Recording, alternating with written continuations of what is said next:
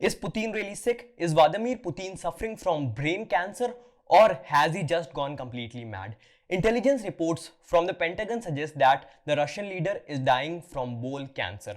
Chris Perry, a former Royal Navy officer, says Putin has been using these very long tables and his immune system might be compromised at the moment. Later in the video, I will tell you how Putin is relying on a political science concept called madman theory while he invades Ukraine. But having a deadly disease makes him much more dangerous as he is dying and wants to leave a legacy. An analyst at Pentagon gave very important insider information. He said our people are confident that Putin is ill. He is concerned about COVID as he keeps his staff at a distance, which makes many believe that his immune system is compromised. Well, how is Moscow reacting to all of this? After the invasion of Ukraine, Moscow hasn't said anything about Putin's health.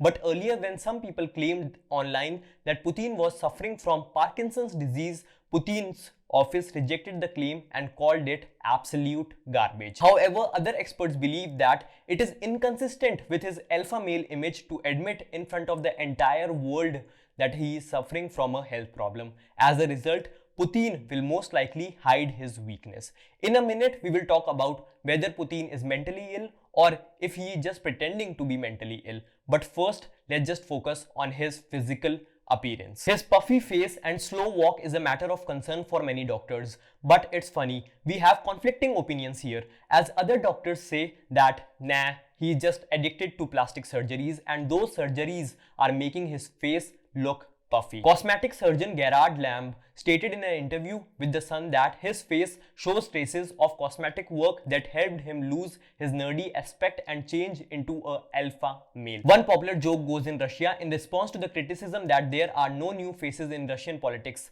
At least Putin got one cause of the plastic surgeries. UK Prime Minister Boris Johnson and French President Macron said that Putin may not be acting rationally anymore, which means he has gone completely mad. A research by Roseanne, a professor at Penn University, shows how Putin developed a sudden reputation for madness. However, she doubts that it will be beneficial to him and the war in Ukraine might be his endgame. Even as a politician in Russia, his career is at stake because this war is the biggest war he has ever initiated. Roseanne, for her study, looked at press reports from 1986 to 2010 and found out that press reports labeled less than 2% of leaders as madman with any regularity. But Putin was not among these leaders. Indeed, Roseanne's study, which focused on major English news sources around the globe, reflected that not a single description of Putin as mad was used between 1999 to 2010. But what's happening now reflects a major turnaround in Putin's personality. But why are people calling him a madman now? The major reason is that many politicians and world leaders target other countries and threaten them with the name of nuclear bombs and army. But with Putin, he has shown the willingness to use force. And all these factors have helped to cement his mad reputation. So here comes the political science concept called madman theory, which means being seen to be insane is beneficial to international leaders because it provides the credibility to their threats and causes the rivals to back down. Daniel Ellsberg proposed this idea initially, but former US President Ronald Nixon gave it its name. Nixon believed that the Vietnamese would cry for an end to the Vietnam War if they knew he was an out-of-control anti-communist with his hand on the red nuclear button. And this concept of political science has also been used to explain the actions of North Korean President Kim Jong-un and Donald Trump. But is Putin employing a similar tactic? A lot of experts are saying yes. Putin might not be having psychological issues, but at least he is pretending he has. But what a lot of experts are also saying is that madman theory won't work this time, especially with the current scenario in Ukraine and the economic sanctions, because the success of madman theory is based on not only putting up demands but also providing promises. But Putin currently is putting up only demands and fulfilling no promises. Moreover, a leader like the Russian president, who is viewed as being mad or out of touch with reality, cannot promise peace. nobody will believe it. And especially in Putin's case, he has a lengthy history of involvement in conflicts. Even if his opponents gave him everything that he wanted today, the insane leader, for greater gains, could still attack the next day. As a result, opponents will refuse to make compromise because they see a conflict with such a leader as almost unavoidable.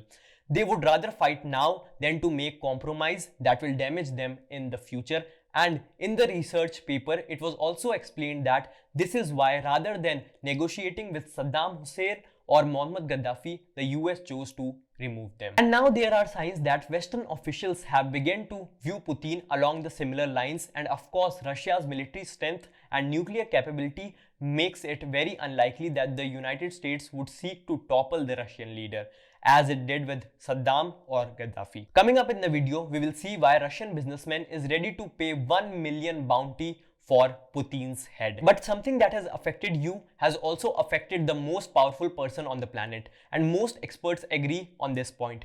Putin has been disturbed by isolation. Almost everyone, including me, was frustrated by the isolation and social distancing. But Putin went too far and started a war. David Ramnik is an expert and watches Russia very closely. He is even the author of a book about the Russian Empire, and he says that currently Putin is isolated from the Russian population, from honest political advisors. He is frustrated since he has no one to love and get affection from, not even his family. He is surrounded by yes men. This chart shows how much world leaders have to wait to meet Putin. He made Merkel wait for more than 4 hours. David Ramnik said that it's because Putin wants to show that he is the man of the room, and a personality like him seeks to maintain fear and dominance over other world leaders by engaging in these minor psychological games.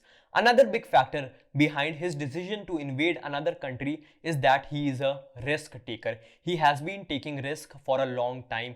We can take Georgia or Crimea for an example. According to Dr. Kenneth, who worked at the US Embassy in Moscow, Putin took this risk because he thought that the West is weak, especially following the embarrassing exit from Afghanistan. President Zelensky is another entity Putin considered to be weak, but nobody could have predicted his heroism and courage. Putin is insane and a war criminal, according to the man who set a $1 million premium on his head. And Alex, the CEO of a software company Transparent Business, also says Putin's power is based by encouraging fear from other people. And if he starts looking like a loser instead of looking like a powerful leader, he will lose power very fast. According to a research published in Bloomsbury, it shows how leaders like Putin are clear risk to global peace and stability. Personalist rule is a concept which means when leaders successfully concentrate powers in their own hands, having hollowed out all institutions that could check their moves and erase all voices who could challenge them. That appears to be the case with Putin. Personalist dictators accounted for 23% of all dictators in 1988, and they now account for 40% of all dictators, which means that they are on rise across the globe. Personalist leaders are more likely to pursue nuclear weapons, repress their citizens, and rely on corruption to maintain their rule. But a personality behind a war like this does not develop overnight. It takes years. If other world powers had responded appropriately to each tiny battle he began, we would not be standing here today.